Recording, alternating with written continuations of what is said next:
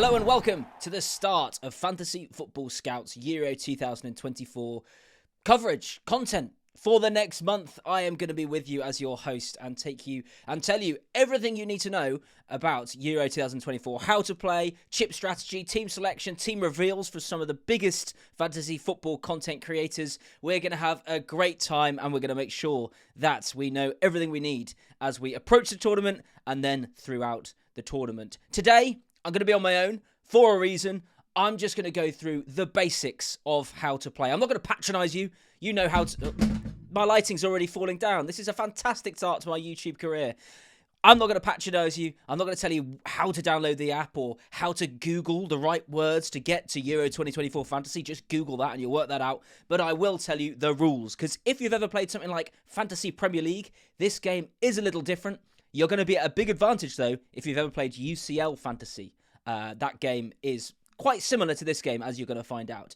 However, let's dive in. Let's find out more. You can join our mini league at Fantasy Football Scout. The code is below. And you can make sure if you haven't already, to sign up for the game. The link is below in the bio to go and make a team, join our league, get stuck in. Let's get going. Right, let's crack on. You can see actually below me that there is the league code there now, so please do join the league. There are going to be prizes. There's already about 250 people in the league. See if you can beat me, see if you can beat them, see if you can beat the content creators who are going to be joining it, so make sure you get involved. We're going to go through the rules, as I said, and the intro and how to play the game, the basics basically, and I'm not going to patronize you, but I am going to tell you there's two ways to play the game, essentially, the desktop version and the app. And the reason, the majority of this, I'm going to use the desktop version for ease and to have it on the screen and just show you different things. But I just want to make clear which app you need to download because it can get a little bit confusing. So we'll see here. Let's just click that. Right, there you go. That's the app you need, right? The UEFA Gaming app. Not the Euro 2024 app, the one in white to the left there. That is everything about Euro 2024, matches, groups, and everything, but apart from fantasy. So if you download that and thinking, where's the fantasy part here? That's the wrong one. Get the UEFA Gaming app. You can see it's a little insight into my life, this as well. This is my phone. You can see I've got 26 emails to answer on one app and 40 on another. I don't know what the difference is there or why there's two. You can also see I'm fat with a calorie counter and I'm trying to lose weight. So, little insight into my life. I read something, on YouTube, share a little bit about yourself, be honest and share about your life. Well, I'm fat, so there you go. But yes, make sure you download the UEFA Gaming app, create an account on there. It'll be the same on desktop, create an account on one and it applies to the other and vice versa. When you do go on, you will see it like that. So you can see down the bottom there the four menu items, overview, my team, matches, leagues. You can already see when I screenshot this, 254 people were in the Fantasy Football Scout League. There is another league there that's a separate thing. And 29 days, not hours, crikey, 29 days to go till Euro 2024 when I screenshotted this, which was a few hours ago.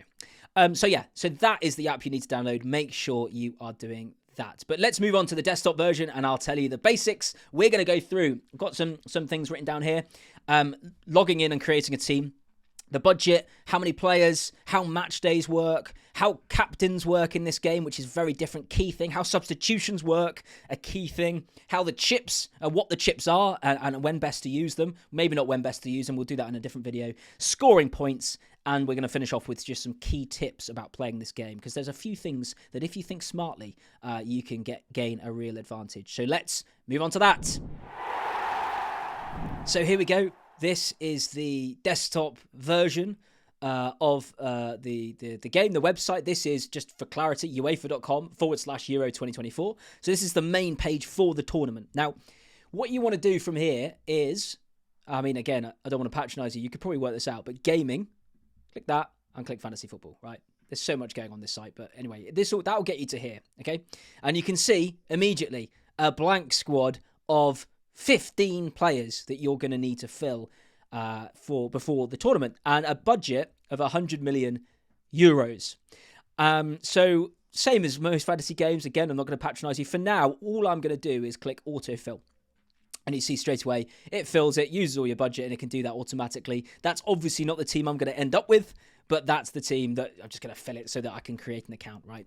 Already, it's not that bad, though, is it? Sane, Bellingham, Mbappe, You can see there, what's his price? 11 million, is that? Yeah, 11 million. Courtois or Black. I mean, that's not bad, is it? Maybe I'll just go with that.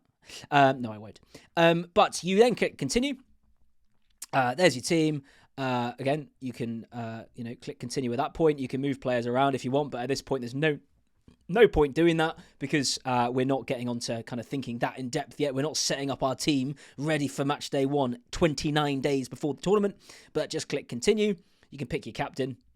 Again, this is all pointless right now, but continue. Enter your team name. Let's make this the community team for this series of pods. So FFS Euro 2024, right? Is that what we'll call it? Yeah, let's call it that. Yeah, why not? Okay, so save for now. Right, sign up to continue because I haven't logged into my account. I've got another team personally that you'll see quite a lot this tournament, but I'm just doing this so that you can see the process. Sign up to continue, and at this point, let's just fill in these things. I'll just do this really, really quickly and probably forward this in the YouTube video. So let me just do this now. Now, at this point, once you've kind of entered your details that I would have blurred out probably or skipped for you, I probably skipped it. I'll edited it out. It will ask you things like your favourite team. So choose your favourite country. I mean, it's none of them. England, surely, right? I'm English. If you didn't know, choose a Champions League club. Yada yada yada. It's just basically for marketing purposes. I'm just going to skip that and click save. So now click save again. That is your team successfully saved. That is your account set up. You're ready to go. Well, you're not ready to go, but your login is there. Now, as I said, I'll reiterate, on the app, you can then use the same information to log in, and it will be the same account and your team will be there. But you can see a few key things to take notice of when you log in on the desktop, and these things are relevant on the app as well. You can see the main menu bar here. The top menu bar here is going to take you to other things about Euro 2024, but to stay in the fantasy football section, this is the menu. So you can see your overview. You can again see 29 days till the tournament. You can play with friends, join a league, create a league, all this sort of stuff, which we will do, of course. We will be joining this league that's below me using that code where there will be prizes, so make sure you do that. You can click my team. You can see the team that you've got currently. You can see the fixtures that are coming up, the next few. You can click to make transfers. You can click to make subs. Obviously, the difference there, transferring someone out, completely selling them and buying a new player into your squad, or subbing a player from the bench onto the pitch and vice versa. Again, basics, right? You can get a bigger insight into the matches and what's coming up in what match day. We'll talk about what that means in a bit, but you can scroll through and have a look. And you know, it's about now we want to start looking and thinking about who's got easy games, who's got easy groups, who's got the harder groups, who do we want to avoid, what teams do you want to be backing, that sort of thing. So you can be doing that through the Matches tab. Leagues, of course, we haven't joined any yet because we've just made this account, but you can either create a league, share the code with your friends, or we can join a league. In fact, let's join the league right now. In fact, you can see there, world leaderboard, 31,000 people so far have signed up for the game. And that's 30 days out. So I think it's going to be a pretty popular version of this game. You can even join, actually, before we do that, you can join a team league. So you can join the English Fans League and things like that. But what we're going to do is we're going to join this Fantasy Football Scout League with the code below. So I'll click Join League. I will just do this. VEGR6F. Join League.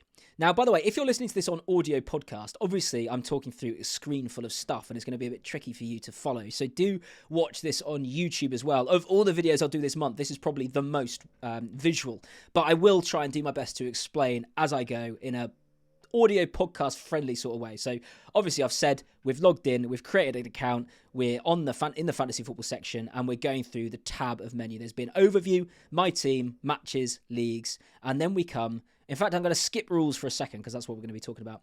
There's achievements, which if you get some achievements, you'll be able to look at them, of which we have none because we've just created the team. I don't know what's gone on there. Yeah, there we go. And there's team name you can change, I think, if you want. But let's go back to rules. So what we're going to be talking about are the rules and basically the basics of how to play this game.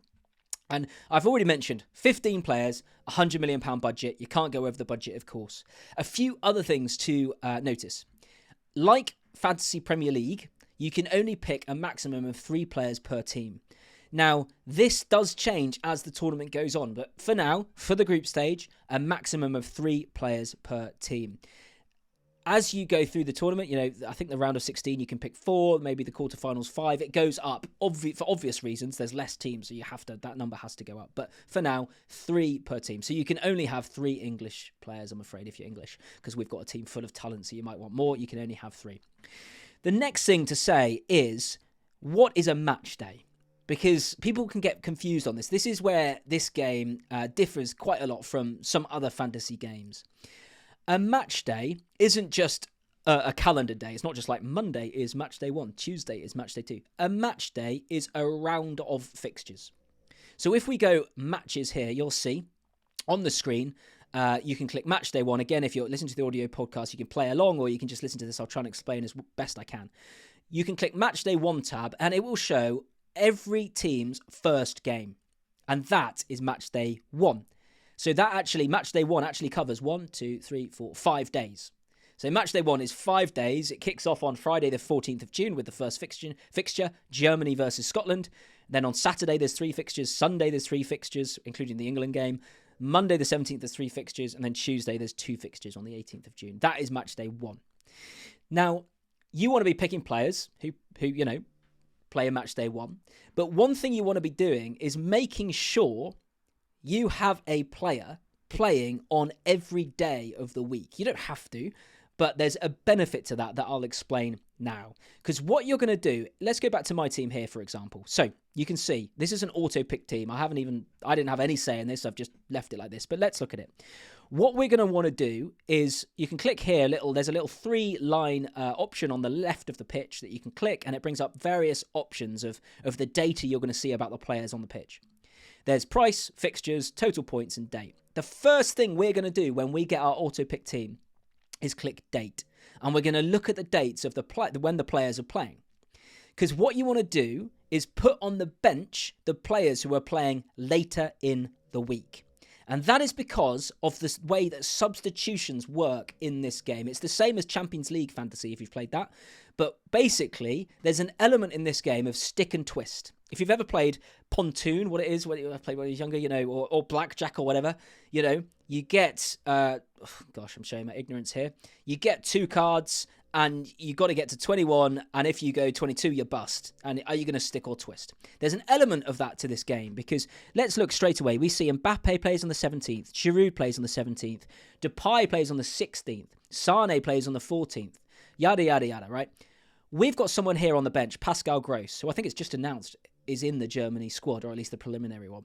And that's why he's on this game. Obviously, there's an element, by the way, to this game. We're 30 days out. They don't know the squads yet. It hasn't been fully announced. So they've kind of got to guess a few. And some players will change and some players will get added and that sort of thing. But Pascal Gross plays on the 14th, which is the first day of the tournament. We're going to want him. If we're going to have him in our team, we're going to want him in the starting 11. So we click him. We click sub in. And we'll sub out the player who plays latest, which is, let's have a look. For us, it's Ruben Dias on the 18th. So let's sub him out. Let's get him on the bench. Again, we can still do more, because Courtois, we see, plays on the 17th, our keeper, whereas our other keeper plays on the 16th. So let's sub in Oblak for Courtois. By the way, if you still don't understand why I'm doing this, I'm going to explain it. Don't worry.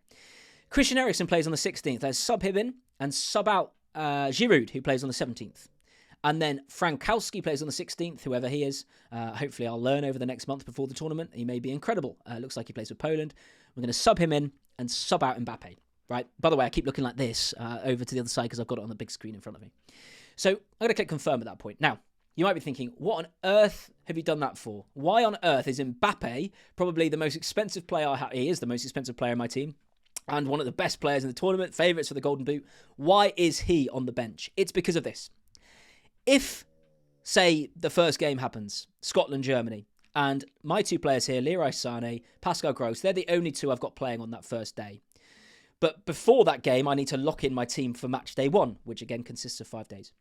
If Sané or Gross blank, they get 0 points. Scotland batter them 8-0, right? Which, is unlikely, but, stranger things have happened. Well, have stranger things happened than 8-0 Scotland? Probably not. But, you never know, right? So if Sané and Gross both blank, you then, in this game, have the option, in the substitution window, which is when full time happens of Germany-Scotland, and before the next game kicks off, you can sub in a player from your bench for them.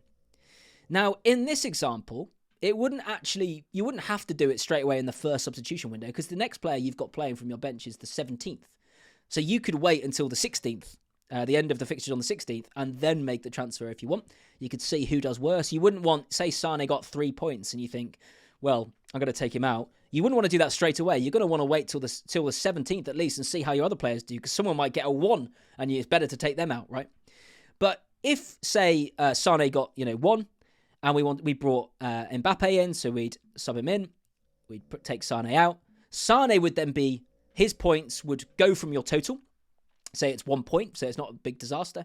He'd then be on your bench and he couldn't move once he's been moved to the bench. He's stuck there, right? And Mbappe comes in, he scores 2, and that was a great move because you got rid of a guy who'd 1 and you've got a player who scored 10. So you've got a bench that you can really use in this game. There's no bench boost in this game, but there's the opportunity to really utilise your bench. I hope that makes sense. Now, the other element that's stick or twist in this game is captaincy. By the way, if you've played Champions League Fantasy, you probably can skip all this, right? Because you're going to know this. But the other element is captaincy. So in match day 1, as I said, there is 1, 2, 3, 4, 5 days of fixtures. You're going to have 5 opportunities to get a captaincy right. So this is why I said it's important to have players who play on every day of the game week, because that gives you 5 chances to get a captaincy correct. So, let's take this back to the start. So let's put Sane back in, say it's the start of the tournament again. What I'd do if I had this team, which I'm not going to end up with this team, this is, again, completely random, but I would captain Sane. I mean, I've got Gross I could captain, but Sane has got more chance of doing something, I imagine. Does Sane start for Germany at the moment? I don't actually know. This is all the research I'll be doing over the next month, and I'll be communicating to you. But I would captain Sane. Why? Because he plays on the first day, and if he scores 3 goals, 4 goals, even 2 goals and an assist, whatever, I would probably stick with him. And everyone else would be scrambling around trying to nail a captaincy, and I might get ahead by being the person who got Sane on that first day, 25 points or whatever. By the end of the game, by the end of the match day, people have tried others, but they just haven't come off. You've done really well. But say Sane blanks.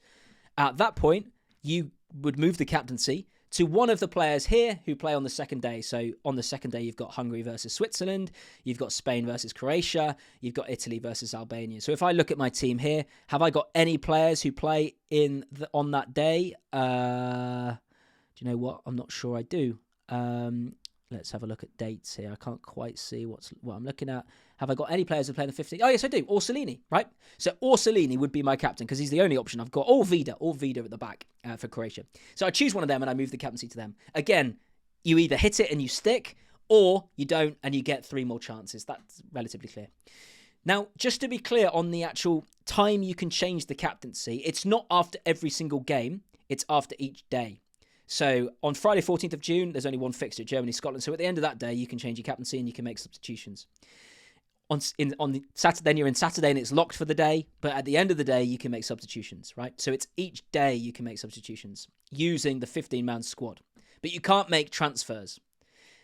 At the end of the match day, which is over 5 days, when you go on to the second round of fixtures for each team, in between that, you can make some transfers if you think, right, Bellingham's just broken his leg in the first game. Oh, please don't tempt fate. He's not going to play again. I need to transfer him out.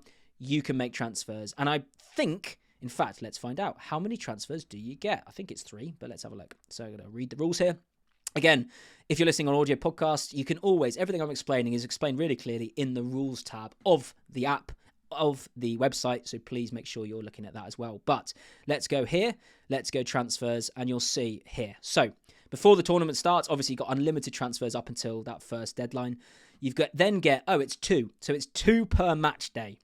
So after everyone's played one game, you get 2 transfers before the second round of fixtures start, then you get 2 transfers before the third round of fixtures start.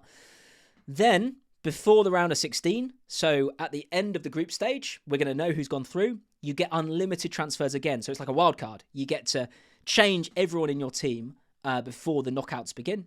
Then before the quarterfinals, you get 3. Before the semifinals, you get 4. And before the final, you get 5. So it goes up and you get more and more chance to take out the players who've been knocked out and replace them. So I hope that's clear. The difference between match days and each day in the tournament.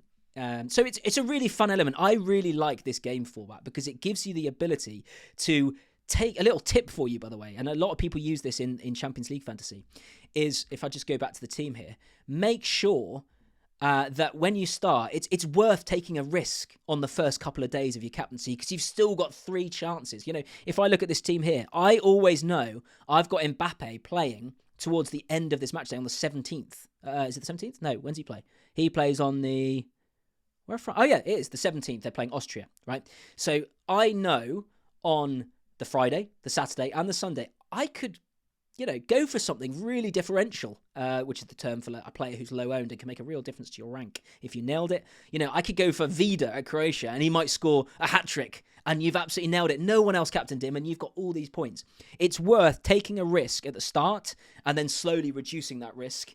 And, I mean, this game is going to work quite well because everyone's going to know they've got Mbappe towards the end. And even after Mbappe, Portugal are playing on the Tuesday, the last day of the match day. So you might have Ronaldo, you might have Bruno Fernandes, and you think, you know what, I'm going to go really differential to try and hit one of these differential captains because I've always got Mbappe on the Monday and Ronaldo on the Tuesday. And if neither of them score, then crikey, I was unlucky, So that's a little top tip for you.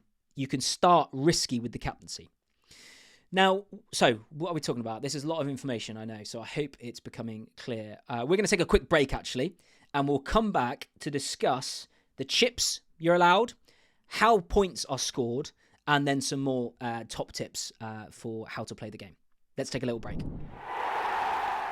Welcome back. So, as I said, we're going to be looking at chips and what are they? What are the chips you get in this game? These are essentially boosts. They're called boosts in other fantasy games, but we'll talk about them in a minute. How many points you get for different things and what positions, therefore, we should be prioritizing.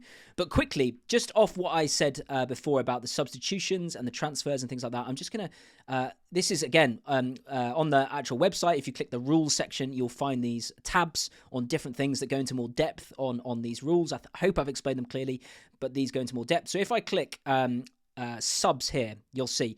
Let me just read out the official wording, and not all of it, but some of it to make sure we're really clear here. Between match days, you can make as many subs within your squad as you like. After all match days on a single day have finished and before the next matches within that match day kick off, you can sub out a maximum of 4 players, which is your entire bench, right? Unless they've been sent off. So here's something I didn't mention. If you have a player who plays, and this is just bad luck, right? And they get sent off and they have -2 points or whatever it is, they're stuck in your team. You cannot substitute them. So maybe stay away from your Granit Xhakas and your Patrick Vieira's. I'm not sure he's still playing, but players who might get sent off, just bear that in mind. Although really, how can you predict that? Really, really harsh if a player gets sent off. It's just a bit of bad luck. And then again, you can change your captain to another player. I've already explained that. But I just wanted to make sure. I mean, here's a little tip that the official game gives you. It says, tip. Because you can make subs mid-match day, try picking a squad with a balance of players in action over the various days within the match day. That way, if your initial players don't perform, you can sub them out for players you think will have a better chance of getting you points. Yeah, that's essentially a simpler way of saying what I was explaining earlier. Now, on transfers as well, just to make sure we're super clear on that, I've already said how many you get per round. It's initially in the group stage. That's all we're thinking about really at the moment. It's 2 per round or per match day. It's always so confusing. Why didn't they change the word match day? Because it makes you think it's a day. It's not. It's 5 days initially. It's everyone playing. Their first fixture is one match day. Everyone playing their second fixture is the next match day. Everyone playing their third fixture in the group stage is the next match day. But let me just read this. Transferring players in and out of your squad helps you get more points throughout the tournament. Before Euro 2024 kicks off, you can make as many transfers as you like, as long as you stay within the budget. You can also make as many free transfers as you like between the group stage and the round of 16. Yeah, I've explained that. Throughout the competition, you get free transfers each match day, where no points will be deducted from your score. The number of free transfers you can make depends on the stage of the competition, and we've been through that. You can, though, make extra transfers over your, say you get 2 between a match day. You could make 3, but each additional one, you have 4 points deducted from your score. So, like Fantasy Premier League, if you've played that, you can make transfers, and if you want to be bold and bring in someone who's doing particularly well, but you don't have the free transfers to do it, you can, but you'll get a points hit, a 4-point points hit. So there you go. We're clear on that. Now let's talk about the chips. So you get 2 chips in this game for the whole tournament. You get 2 chips in this game. One is a wild card. which means you'll know what it means if you played fantasy games before, but it means you can transfer everyone out and replace your whole team for free. There's no hits, point hits available. There's no point hits taken to do that. You need to make sure, some people make the mistake sometimes of transferring everyone out, transferring everyone in, and forgetting to click that you've played your wildcard, and you get like a minus 60 point hit or something. Make sure you click the wildcard button. But at some point in the tournament, you've got a free wildcard to use, in addition to the free wildcard that you get between the group stages and the round of 16, the group stage. And chips in this game are absolutely key because it's only, 7 match days in total? 3 in the group stage, and then, I think it's 7. 7 match days. When to use the wild card is absolutely crucial. The people who do well in this game will be the ones who use it at the right time. And sometimes you only look back in hindsight and go, oh yeah, that was the right time to use it. Sometimes you can come up with a chip strategy based on all the external factors, all the factors of the games and stuff, and there will be a clear best version. And we'll go in detail to a chip strategy later on, in the next couple of weeks. But before the tournament, we'll be exploring chip strategy and what we should do. So hope that's clear. You get 2 wildcards essentially. Everyone gets a wildcard between the group stage and the knockouts, and you also have a wildcard you can use when you want. Whether that's going to be match day 2, whether that's going to be the quarterfinals, we will explore what's best in a future video. The other chip you get is great. I absolutely love this chip, and it's a chip that I think other fantasy games should use. And it's called Limitless. I mean, how cool is that? Straight away, the name's quality. And essentially this, if you played Fantasy Premier League, it's a free hit, but with unlimited budget. If you haven't played Fantasy Premier League, I'll explain what that is. A free hit, or a limitless chip, let's just keep using this language. A limitless chip is when you can change everyone in your team for free, as long as you... Oh, no. You can change everyone in your team to the most expensive players in the game, break the budget, but it will only be there for 1 match day. And then it will revert back to the team you had before. So say, here's your match day 1 team. If you're looking on YouTube, if you're not on YouTube and you're on audio podcast, then say you've got your match day 1 team. You play that and you've got Bellingham, you've got Kane, you've got a bunch of other random players, right? In match day 2, you think, I'm going to play my Limitless. You can clear them all out, get rid of Kane, get rid of Bellingham, although you probably still keep them, and bring in everyone expensive. Mbappe, the most expensive team you want, or you could play any team you want, but you can break the budget of 100 million. You can choose whoever you want and fill your team with a whole different host of players, and there's no points hits, and that team will score points for match day 2. But then when you come to look at your team in match day 3, it will be back to the match day 1 team of Kane and Bellingham that I mentioned. So it's really cool tool. And again, the person who wins this game will be the one, or will be, the people up to win, who have a chance of winning this game are going to be the people who play this chip correctly in the right match day, sorry. And we're going to, again, in future videos, be going through the best chip strategy. It takes a bit of time to look through, and we're going to make sure we go through all the options and communicate to you which one we think's best, or the options of what we're going to think is best. So that is chips. That is deadlines. That is everything like that. Let's look at how you actually score points, because obviously we can pick a team. Obviously we can keep to the budget. Obviously we know what chips are. We understand transfers and captaincy now. Any questions, by the way, put them below, and I will make sure that anything I've missed or anything like that, we'll make sure that in a future video we cover it. But let's go to scoring points, because scoring points, that's what we're here for, right? Scoring points. And the point scoring system is relatively similar to other fantasy games, but there is a few key differences. So let's just go through this. So an appearance gets you a point for all players. If you get to 60 minutes with that appearance, you get an extra point. So if a player plays 90 minutes, you get 2 points. If a player plays 59 minutes or less, you get only 1 point for the appearance.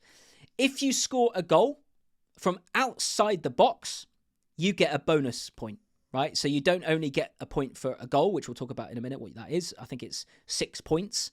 But you also get an extra point if it's outside the box. So think of players, who score long-range goals, which are much less kind of popular now. Back in the 90s, I feel like, and early noughties, I feel like everyone was scoring a scream all the time, but it's quite rare now. But if there's a player scoring lots from outside the box, get them in. You get 3 points for assist. And here's a key difference, right? So in Fantasy Premier League, there's always a problem, isn't there? That defensive midfielders are never that good to pick, because although they might have an absolute brilliant game, defensive contributions in defensive midfield don't really get rewarded, and defensive midfielders are much less likely to score goals or get assists, although Declan Rice has done quite well this season, hasn't he? And Douglas Luiz on penalties for Aston Villa. But forget that. In this game, it is rewarded because every 3 balls recovered, interceptions or whatever you want to call it, every 3 balls recovered for a defender or a midfielder or even a striker, you get a point. Now, this has been shown in the Champions League version of the game to be really valuable. A player like, I don't know, in the past, Rodri at Man City, a really viable pick. Declan Rice, a really viable pick in that game because they recover balls so much. They just rack up the points. Defenders as well. Bayern Munich this season. In fact, let's go with Dortmund. They're in the final, aren't they? Dortmund this season has Mats Hummels, centre-back. And he just recovers so many balls every game that even if he concedes, he still gets 6-7 points, 5, 6, 7 points, even without the clean sheet points, because he's just recovered so many balls. So certain players do this really well. And some research, I'm sure, from the community who are playing this game, from me, will go into who are going to be the players to pick for their ball recoveries, the bonuses you get there. So different way of rewarding defensive performance there. Now, as well, there's no bonus point system on this game like there is in Fantasy Premier League if you've played that. In Fantasy Premier League, if you haven't played, there's a bonus point system, and the best performing bonus point player based on a whole host of metrics gets 3 points, the second gets 2, the third gets 1. Don't have that in this. This has, after the game, someone will get player of the match, and they will get 3 points, a 3-point bonus. Only one player gets it, but the player of the match will get 3-point bonus. Winning a penalty is 2 points. Conceding a penalty as a keeper is 1 point. Is a minus 1 point, sorry, obviously. Missing a penalty for a player taking a penalty is -2. Yellow card is -1. Red card is -3. Own goal is -2. Scoring a goal. Now, here's I made a mistake earlier. Scoring a goal for a goalkeeper is actually a points category on this to get 6 points. And saving a penalty for a goalkeeper is 5 points. So let's say a goalkeeper scores in Euro 2024 this year, which would be amazing anyway. If you have him, he also gets 6 points. A clean sheet for a keeper is 4 points. Every 3 saves for a keeper is an extra point. Every 2 goals conceded is a -1 point for a keeper. So if they're about to get tonked 8-0, that would be -4 on your keeper's score. Defenders scoring a goal is actually 6 points as well. So if there's a keeper, think about, I don't know, defenders. João Cancelo is a famously attacking defender who's going to be at Portugal, who've, got a very good squad this year. Dark horses maybe for the tournament. If he scores, he's going to get 6 points. But also, if he keeps a clean sheet in that game, he'll get 4. So there's potential huge hauls for defenders in this game. But equally, every 2 goals conceded, they will obviously get -1 point like the keepers. Midfielders scoring a goal get 5. Forward scoring a goal get 4. So in that respect, it's the same in Fantasy Premier League, but yeah, that's how it works. So I like the point scoring system in this game, and it's the same as as I said, the Champions League fantasy game, which is also a UEFA game. I like it because your picks are more diversified. You can actually genuinely have defensive midfielders. You could pick Declan Rice this summer, and he'd be a decent pick. England have good fixtures. He's going to get a lot of ball recoveries, and he scored quite a few goals this season for Arsenal. So he wouldn't be a bad pick. I'm sure he won't be optimal when we look at the team, but he wouldn't be bad. It's not like when at the start of the season you look at your friend's team in their mini leagues at work and they've got a bunch of defensive midfielders and you kind of laugh and don't tell them because you think they're not going to get that many points when you could get attacking midfielders. It's not like that. It's different for this game. Now, it says here, points are usually calculated within 3 hours of the final whistle. It's usually a bit quicker than that, and it kind of needs to be honest, because there's quick turnarounds in a lot of these things to make substitutions and change your captaincy and stuff. So that's kind of how that works. So that's a whistle-stop tour in how to play this game. This fantasy, Euro 2024 fantasy. There's obviously a lot to take in, particularly if you've never played a UEFA Euros game before or the Champions League game before. There's a lot to take in. There's loads we're going to be covering over the next 29, 30 days, whatever it is, till the tournament starts. I hope I've done a good job of explaining it on my own here. Please do put anything you think, questions in the comments below. Please like and subscribe to Fantasy Football Scout. I'm going to be here all summer. Join our league again. It's been on the screen the whole time, but the link will be in the bio. Make your team by clicking the link in the bio as well to go through to the right page to do that. It's going to be an amazing summer. I'm really looking forward to it. I'm really looking forward to a fantasy game where usually I've actually done quite well in the past in this sort of game. I haven't got a great FPL record, but my record in these Euro tournaments and the Champions League game actually, and this format of the game is actually really good. I'm proud to say. So try and beat me in the mini league. Why not? There's going to be prizes. Like and subscribe, as I say. If you're listening on the podcast, please do subscribe to it. 5-star it. Leave any comments and questions on there as well. I'll be looking. We're going to be back in a couple of days with another video, and I think I'm going to have a special guest join me. I might do one video on my own again before then on tips or something like that, but I think we're going to have a good content creator, a fantasy football pro coming on to join me. So thank you very much, and see you next time.